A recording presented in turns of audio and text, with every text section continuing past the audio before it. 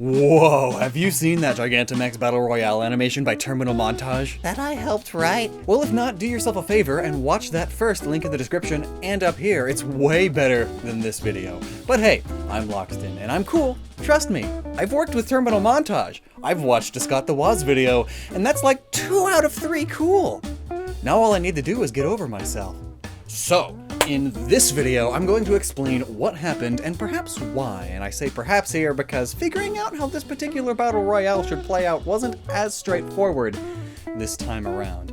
With regular Pokemon, baby Pokemon, and legendary Pokemon, there are a lot of Pokedex entries and games and episodes and cards to go off of, and even though Mega Pokemon only had a couple, for the most part they are just the same Pokemon, but more, and in excruciating pain.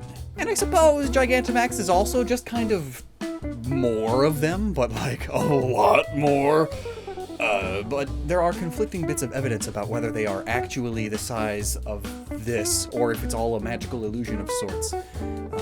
It's all very hand-wavy. Biologically speaking, there's no way something alive can be that big. And yeah, years later, I still think it's a silly gimmick, but let's get into it. The simulation begins showing Eternamax Eternatus, the source of Dynamax energy, though it itself is not a Gigantamax Pokemon, it is a Eternamax one, so it doesn't take part in the actual battle. But it does make sure to distribute energy evenly to all Pokemon who deserve a Gigantamax form, except for these ones. That's the joke. They really should have gotten them, they deserve it! Now, Leon's Gigantamax Charizard seems particularly aggressive and powerful, and to prove it here, it's burning at 3,600 degrees Fahrenheit, which goes even higher when it roars, and it's melting buildings and trying to melt all these Melton, who are all over the city because of Pokemon Go Pokestops being all over the city, and the Melton helplessly run to Lapras's back for protection, as Lapras are incredibly caring and loving, and when Gigantamaxed, the Pokedex states over 5,000 people can ride on it at once, and it's a perfectly comfortable ride, so of course Lapras wants to help get the little Melton to safety. Gigantamax Lapras is all about that Aurora Veil, a protective shield that reduces the damage done to it, and it already is a pretty beefy Pokemon. Here, the shield protects it from even Charizard's fire. The Melton realize, though, that their soft bodies are still in danger from the heat, and so they run. Meanwhile, a very long cat Meowth ruins the economy with its signature move, Gold Rush, which creates up to 99,999 Pokédollars worth of Meowth coins. It's just Payday but bigger. But hey, that's a lot of gold! And the perfect time for Melton to combine into Melmetal, who then Gigantamaxes due to all of the Dynamax energy all over the place. And it just absorbs all of the gold into its body. That's what they do. Absorb other metals. In this case, it's now becoming a gold-mercury amalgam, or a gold-tantalum alloy, depending on what Melmetal really is. We have a few videos about that, actually. Poor Meowth, though. The not-so-lucky cat is so up there and clumsy that it's just a big target. It's no wonder that it's the first to go. It gets sniped by Gigantamax Inteleon, who, itself, isn't much bigger. But it now sits atop a tower that is its giant tail, and it snipes with a water sniper rifle. Meanwhile, Grimmsnarl is making the ground shake, and it uses its signature move, G-Max Snooze, on a Snorlax. Maybe this ogre troll isn't the most intelligent? This changes almost nothing for Snorlax, who is always sleeping and is always hungry, eating 880 pounds of food per day, and that's before it Gigantamaxes. So of course, when it sees Alchemy, who is cake, Snorlax needs to try to eat her out of existence. Too bad, she's too far. But what is she doing? Why, throwing her 100,000 kilocalorie cake missiles at a bird, of course. No wonder Snorlax is interested. But that bird's name? Albertine? No, it's Reginald. Reginald the Corviknight, who, as you see behind it, whips up hurricane-like winds as it flies about. And it's surrounded by up to 8 blade birds, which are independent feathers that attack others, like fighter jets. Somehow. Hand-wavy Giganto magic. Well, the poor bird is also busy dodging shots fired from Gigantamax Blastoise, who quite literally is a battleship war fort now. So it's like a cool aircraft naval battle, World War II style, but with birds instead of aircraft. Meanwhile, Venusaur swings around 2 thick vines. If these vines slammed into a 10-story building, they could easily topple it. And that's a Pokedex quote. So, Kinda has to do that. Here's another Pokedex quote. Huge amounts of pollen burst from it with the force of a volcanic eruption. Breathing in too much of the pollen can cause fainting. So that's what it does after it gets slapped with a cake missile. Must be a gluten intolerance. Also, when Gigantamaxed, Gigantamax Eevee doesn't have much going for it. It's fluffy and cute and fluffy and big. So it's an easy target for whoever. In this case, Orbeetle, who is quite literally a UFO now. So Gigantamax Cinderace has only a slightly larger body. Most of the Gigantamax energy goes into its ball, which is now 300 feet in diameter exactly, and is infused with Cinderace's spirit, acting almost like it has a will of its own. Thus, it never misses. And it also roasts whoever it hits. That accuracy and heat leads to a perfect shot right through Alchemy, who normally is able to withstand hard blows like this due to its cakey cake legs, but cream melts and cakes burn, and Venusaur is on fire now.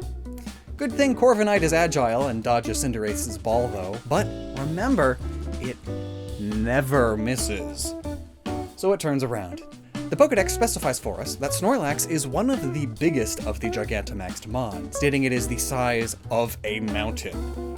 The Pokedex also specifies that Caparaja can change the landscape and level mountains with its trunk. And being bred to be a friendly construction equipment that loves to work, it would certainly go right for a Mon that looks like an out-of-place hill or mountain that should be flattened. So Snorlax is like a big Katamari ball, rolling around, picking up everything it can. It squishes Cinderace because, again, its actual body is not much bigger, and Snorlax finally gets to eat Alchemy. So Blastoise is a battleship, right? Well, Dreadnought is too. In fact, it's the Dreadnought, as well as an early ironclad warship. The whole deal with those is that they were able to ram into the sides of other warships and completely destroy them while it remains okay. So it rams and breaks Blastoise. And the very narrow, flat, and short-legged Caparaja gets knocked over and can't get up after a surprise attack from Sandaconda. And then, being copper, gets absorbed by Melmetal. So Sandaconda has a shotgun blunderbuss snout, and now it holds a literal million tons of sand in its body that it shoots out of there, with such speed and power that it can pulverize a skyscraper. So when the pollen starts making it sneeze wildly, it knocks over Duraludon, who, when Gigantamaxed, is a skyscraper, specifically the Shard in London. But you know what's great about swirling sand?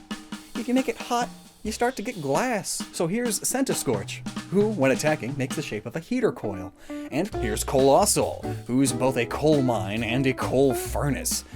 Here's the thing though, Centiskorch is only 1,800 degrees Fahrenheit and is fire bug type.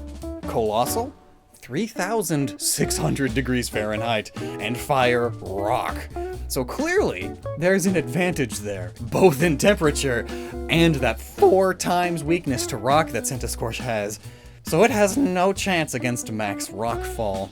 Colossal does have a disadvantage when against the other tanky rock type Dreadnought, however, but it's way over there, it's fine.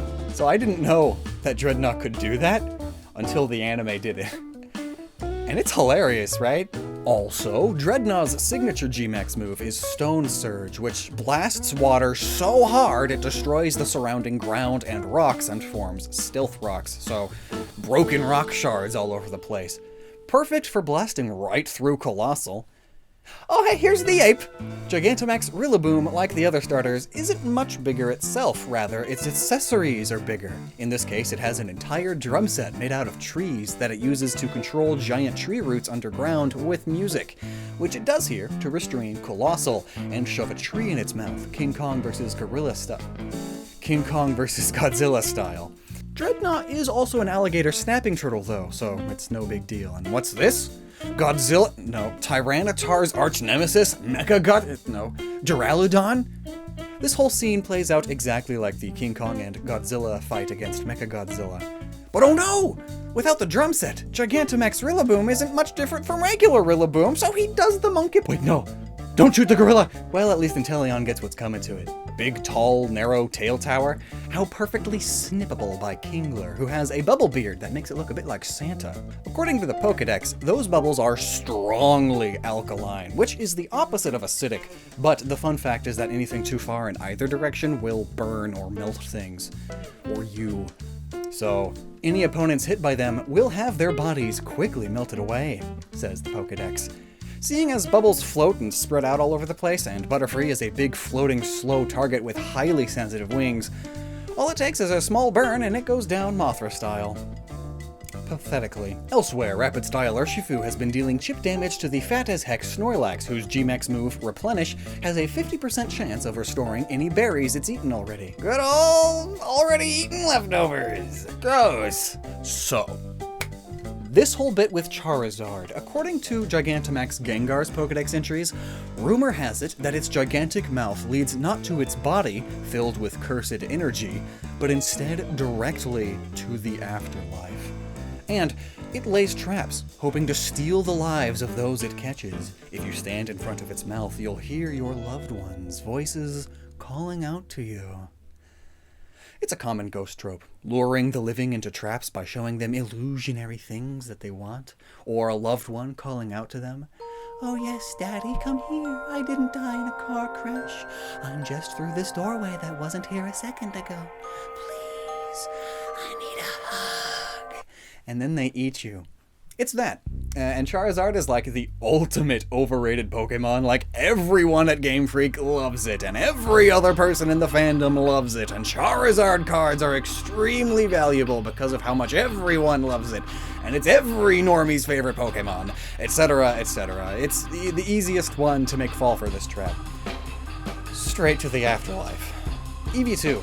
Eevee and its evolutions are also extremely popular, and Gigantamax Energy only upped how lovey-dovey it is. Quote, having gotten even friendlier and even more innocent, Eevee tries to play with everyone around. But also, Gigantamax Energy upped the fluffiness of the fur around Eevee's neck. The fur will envelop a foe, capturing its body and captivating its mind. So it gives Gengar a fur ball, weakening it a bit physically, and impairing its judgment a tad, making it attack Garbodor next. Garbodor has no loved ones. And even with regular Garbodor, the toxic liquid it launches from its right arm is so virulent that it can kill a weakened creature instantly. And the toxins will seep in all the way down to your bones. Gengar may have no bones, and is poison type itself, but Garbodor is so gross and it just willingly shoved itself into Gengar's mouth. So Gengar collapses in on itself. Like when you eat something super disgusting and sour, like, except you're a ghost, so it all goes in. Now remember earlier, Orbeetle crashed, so why are these Melton helping dig it up? Well, Orbeetle's whole thing is mind control, and when Gigantamaxed, if it were to utilize every bit of its power, it could control the minds of every living thing in the vicinity. Arguably though, not entire Gigantamax Pokemon, but little Pokemon? Sure. So it's mind controlling some of the Melton who snap out of it after it's free, and they go back to Melmetal later. Now, Flapple and Appleton, despite being two different Pokemon, have matching Gigantamax forms. The heck. So we used this opportunity to reference an episode of Neon Genesis Evangelion, where the two Evas have to match each other's moves absolutely perfectly in order to defeat this angel that looks a bit like Gigantamax Melmetal, wouldn't you say? So they burp up acidic apple liquid onto it. It's organic acid, so Melmetal can't absorb it, and melts because it's easily meltable. It's in the name. Kingler snips Orbeetle in half because it can pulverize anything, but then it gets by Single Strike Urshifu. These jokes write themselves. Oh look, Grimmsnarl is about to drill kick Single Urshifu. These kicks are said to bore all the holes in Galar's terrain. But Galar is so beautiful! Why would you ruin it by putting giant holes in it? This makes Fat Pikachu aghast. So it shocks the Grimmy. And Gigantamax Pikachu honestly doesn't have, like, anything. It's fatter, and it shoots lightning. Ooh, Pikachu doesn't do that normally. That's really all it gets. But being so rotund, it loves the smell of those Applemon. Unfortunately, one of them gets crushed under a Blastoise thrown by Machamp. According to the Pokedex, Machamp once used its immeasurable strength to lift a large ship that was in trouble. It then carried the ship to port. Blastoise is a ship of sorts here, so yeah, there you go. These jokes write themselves. So what's the deal with Hatterene this whole time? Well, she's been slowly having a meltdown. It hates when others feel strong emotion, and there's been a lot of that in this fight and all around it, and I imagine the people in the city aren't too thrilled about the second coming of the Darkest Day either. Gigantamax Hatterene is known to some as the Raging Goddess. This Pokemon can read the emotions of creatures over 30 miles away. The minute it senses hostility, it goes on the attack. So it lashes out against the aghast Pikachu for being closest and feeling some strong emotions at the moment. Pika! Then Toxtricity does its big guitar smack, which is way too loud because that's its whole shtick. It's loud and obnoxious. And another Hatterene Pokedex entry, if you are too loud around it, you risk being torn apart by the claws on its tentacle. It hates loud noises too, ain't that great? And that's what Toxtricity is all about. So, that, and all this chaos, sends Hatterene over the edge. She finally snaps anime mental breakdown style, and beams like lightning shoot from her tentacles, according to the Pokedex. Meanwhile, Machamp does that thing it always does, but to poor fat, doughy Pikachu. And this Psycho Fairy Lightning is just smiting all of the Pokemon around it. Hatterene is very powerful, you see, but Machamp sees another opportunity. It throws yet another ship straight at Hatterene. Another detail here is that Machamp's fists glow hot with punchy power. Each punch is like a bomb explosion when Gigantamaxed. But now, it's chilled out, literally, from Lapras. And now, Rapid-style Urshifu gets to Dabu Dabu Dabu, the Dabu Dabu Dabber, gives Machamp a taste of its own medicine. And the final showdown is between Rapid-style Urshifu and Lapras. Why? Well, when it comes to the card game, both Urshifus are considered the best, highest top-tier VMAX cards that are actually based on Gigantamax Pokemon. There's some Calyrex VMAX cards and Dragapult VMAX cards that are also contenders for the best of the best, but they aren't Gigantamax Pokemon, so they're not being considered here. But yeah, and Lapras is up there too, found in every top 10 list I could find, always S or A tier. So how about the lore? Well, in that case, Urshifu does get the legendary buff, but its whole story in the game is that there are many Cubfu, and you need to train one of them because it kind of stinks right now, and like, in the anime, we do see an Urshifu one-punch a Regice, so there's that. Basically, it's a legendary Pokemon, so that's a plus, but it's kind of a not as important one, and it's kind of lame, you know? Also, Lapras is specifically kind and caring, which doesn't make itself a big target. It's not actively looking for a fight or a challenge the whole time it's in this battle royale the way both Urshifu would, meaning Urshifu is likely taking more damage over time as it's fighting multiple opponents. Lapras is kind of a camper.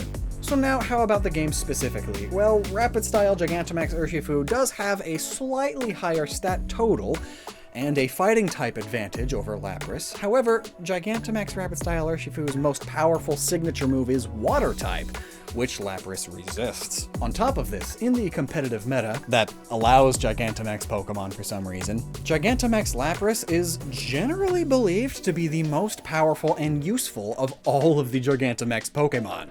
The toppest of top tiers, only knocked down slightly after the introduction of Urshifu. You'll see why in a moment. But Gigantamax Lapras is Ice-type, which is great at killing the powerful dragons, and it's pretty tanky even before Gigantamaxing, which makes all Pokemon kinda tanky. And Lapras does have HP and special defense as its highest stats, and on top of that tankiness, its signature move, G-Max Resonance, not only inflicts high damage, but also sets up a free Aurora Veil on top of that. What's Aurora Veil? It's a move that normally can only be activated if it's currently hailing. but Gigantamax Lapras also just bypasses that extra setup time. It's just allowed to do it. And when the Veil is created, it lasts 5 turns, and during those 5 turns, it reduces all incoming damage from attacks and special attacks by half. And it's already a tank! However, that being said, Urshifu's signature moves bypass this Veil. The move's description is that they hit the target for full damage, even if it is protected by a protection move, which even includes max guard. Hence the whole line. Lapras puts up its defense thinking that it's good, but it's not. It's a fool for doing that, you know? But this is also why Urshifu is kinda up there and knocking Lapras down a bit, because it sort of is specifically designed to get past Lapras' point. But despite that, Gigantamax Lapras is still a freaking chonker. When it comes to surviving battle royales, defense is the ultimate weapon, which I believe is why Gigantamax Lapras would win a Gigantamax Battle Royale most of the time. To be honest, it is close between Lapras and Urshifu R. Both are pretty up there, along with Charizard being just a beast that can melt anything. But why Urshifu R and not Urshifu S? That typically just comes down to type distribution and meta. Most agree that Urshifu R's fighting water type combo is vastly superior to Urshifu S's fighting dark. While it might have more weaknesses, it also has vastly more resistances, and also nothing it's ×4 weak to. And also, because of R's attacks hitting multiple times, it breaks through disguises and substitutes, and it's just better all around, really. And again, in a battle royale situation, being able to rapidly strike and block opponents all around you is far superior to occasionally being able to take out one opponent every now and again. Super high offensive abilities are also what led Charizard and Grimmsnarl onto this list, and the sheer tankiness of Snorlax and Dreadnought helped them out too, and Hatterene is here as a combination of its stats and utility. Being able to confuse those around it, and heal also, is pretty beneficial, but not enough to take the top spot since she's a bit unhinged. Also, what killed the dinosaurs? The Ice Age! That's a quote from Dr. Freeze, but Dr. Freeze is wrong. The dinosaurs died way before the Ice Age even happened. And there you have it. That's the reason that Gigantamax Battle Royale was the way it was. Now go watch it again, because I love Pouty Rillaboom the most, and I'm sure there's loads of hidden little jokes and Easter eggs that you missed. Go find them, there's loads. And also, if you're new, I implore you to check out our other videos all about overanalyzing Pokemon all over the channel. And if you like what you see, please consider subscribing. And until next time, never stop using your noggin.